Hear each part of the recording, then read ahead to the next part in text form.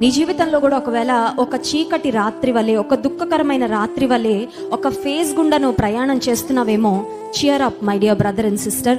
ఏడుపు రాత్రి వస్తుందేమో కానీ ఉదయమున సంతోషము కలుగుతుంది. నీ జీవితంలో ఉదయం అనేది వస్తుంది.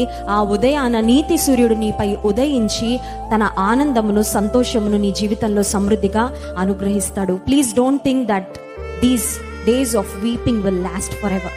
కన్నీటితో నీవు గడుపుతున్న ఈ దినాలు, ఒకవేళ ఈ వారాలు ఎప్పటికీ ఉంటాయని అనుకోవద్దు. నీ జీవితంలో ఈ ఫేజ్, ఈ కాలం, ఈ సీజన్ గడిచిపోతుంది. Nothing is going to be permanent కదండి.